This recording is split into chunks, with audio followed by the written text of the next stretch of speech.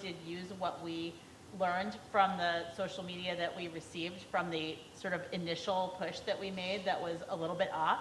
And we reached out to the people who had tweeted to us, and they were surprised that we actually reached out and had conversations and said, tell us what you'd like to see us do. And then when we came out with a revised program, which is now called We Power Tech, is much broader and more inclusive, we actually got one of the people who was sort of loudest on social media to speak at one of our events, and we've now engaged thousands of people in in-person training events, and we have a very broad program. So I think it started out as it was a really rough couple of days on social media that really turned into a very positive evolution for our program. It can be uncomfortable at first sometimes actually have to listen to people, right? But then it helps us improve. That's great. Yeah, I think we have at Ask Capital One, which I know, our product teams, we all read, religiously, and we bucket that content, and it gives us a lot of good insight as to, what are the enhancements that people are looking for? What are the things that they want us to do, again, to make our products and services fit more easily into their lives. And just from if we look at the cafe handles, what are the events that are getting the most likes and just positive feedback on, or the videos? Like, we featured one of our local vendors. So each of the cafe has local food vendors, and Pastry is Art. We did a video on them that people just loved. I mean, across the country. So they want to know and hear more of this stuff that's relevant to them. So that helps us. Where should we be focusing our energies? It's with things that are really engaging for folks. Yeah, I would share, using your model, Anthony, of what people see, what they say, what they do, is we kind of, when we report out on insights or we look at them, we filter out what people see and look at more at what they say and what they do. So what are the comments? What are the shares? What are, oftentimes I think the most successful thing is when we see, whomever makes a comment, and then we see alumni, we see clients, we see other people kind of chiming in and sharing our message. Like, that's the biggest success that we could possibly have, is that we are getting through and we're hearing that. And what we like to do is take some of these insights and bucket them, as you're saying, around what is successful content, what are successful events, what isn't hitting, what isn't working so well, and benchmarking it kind of against itself, benchmarking against each other, and then taking that and applying that to future learnings and future strategies.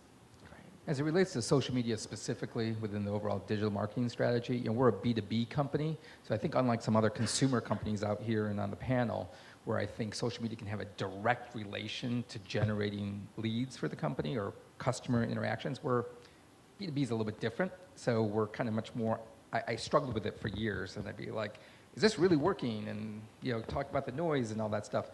So I've come to the conclusion, at least for the time being, that I treat social media is twofold. It's all related to top of the funnel, tofu again. And so we use it more as just sort of branding and what the new messaging for our company is and how we want to shape that imagery in the marketplace, and that's our outbound push to where people are. And it ends up where it ends up, and hopefully in a very positive place. It's crafted by our marketing team. Where we have tried to engage deeper is we tried to gamify. So we had very successfully a few months back Game of Thrones, which character are you? So as a meeting planner, are you, the ruthless king or queen? Are you the, and so people went bananas over it, right?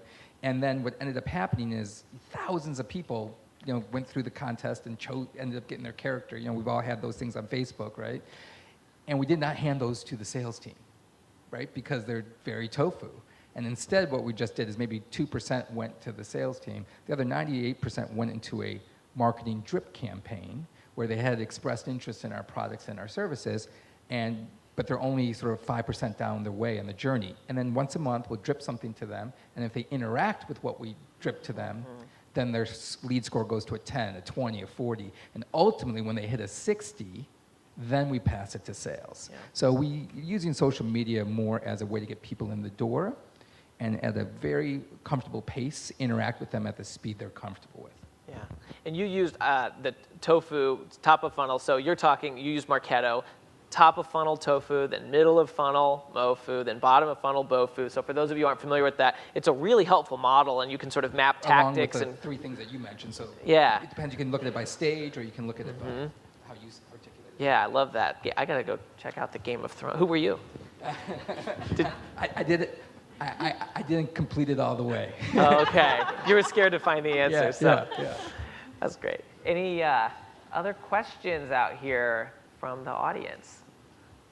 All right, well, I can have more questions. I think one of the things I hear a lot, too, is just as we go into, I don't know if you can believe it, we're almost to the 2020s. Like, we used to say, oh, this is the 20th century. Okay, now we're 21st century. We're going into the 2020s now. So as you think about what's coming down the pipeline, we have new iPhone X announcement this week, facial recognition. We're seeing Snapchat stock not doing particularly well. Thinking of strategies and tactics, what are the investments you're planning to make in each of your areas? What's next as we go into the future a few years out? Well, I think a couple of things. So if you think about by 2020, I think the stat I just saw was about 54% of people using social are going to be 35 and older, which I thought was like really very interesting. So it's not just about the young millennials that are using social. And then also the growing use of social as a resource and news feed, which is, I think about like 67% now use social for their information, or at least one source of their information. So, and then the use of video. I think all of those things play into more and more needing to do relevant video content. So we're experimenting a lot with that. I think that, in the new, I was watching Apple's announcement the other day, and just all of the new technology that they're going to be putting in people's hands allow that to be even more important. And then also thinking about like the new IR thing that they're going to have, or AR on the phone. We're playing with a lot of stuff in the cafes where people can interact with cool and different technology, because again that makes you relevant and lets people try things. Like when we did the Banking Reimagined tour, we actually had a HoloLens, and most people have never done a HoloLens before. So being able to let people introduce people to those new things shows that you're relevant to the customer and makes like what banking isn't always cool, but like wow, Capital One just introduced me to some really neat stuff. So really giving them the opportunity to do that and experience new things. I think relevance is the new black. So I think, what you were talking about relevant content, we're a very, very data-driven company. I think where everyone struggles, and we do for sure, is the balance of how much data you can capture and then actually making use of that data in an appropriate way. Lots of the new technologies can veer toward the creepy, and the question is how do you use your information for good, right? To target the right message to the right person, because we all like to receive things that are more relevant to us and to feel like we're understood by the companies that are talking to us, but to not feel that they're invading our privacy. So I feel like that's really the most important evolution that marketing is in the midst of making, and trying to build that in the next 5-10 years is probably the most important thing that we'll invest in. We're investing in an online customer community, and depends on the maturity level of your company and the scale it's at. So, as Anthony said, we started 18 years ago, local company right here in Fairfax, and the local community has been so supportive of us and all our original customers. And now we have, we're 2,700 employees, 80 countries, and 35,000 customers. And what's happening is the customers, there's somebody in Cincinnati who's a huge Cvent user and advocate, and she's helping to lead the local community of users in Cincinnati, and yet we haven't been supporting her with either any sort of technology or money or anything like that. And as we see more and more of these people, hundreds of them around the world saying, hey, I just do this because I want to contribute to my industry, I believe, and I want to be active. So we're looking at how we implement. There are softwares out there now that you can create online communities and give people a forum and somebody will post a question and that kind of stuff, and we were always a little afraid, oh, what if somebody says something negative? And we made the decision that just put it out there because the community will help us and teach us reach the right result. So that's kind of the next wave for us, is to allow it to organically develop and be less control freaks and let things happen in the marketplace among our community of users. Yeah.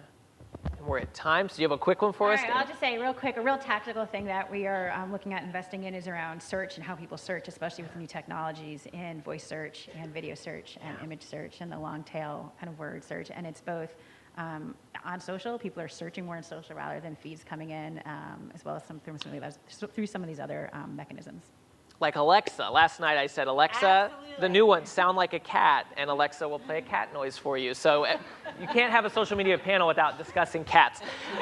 Please help me thank this fantastic panel we had this morning.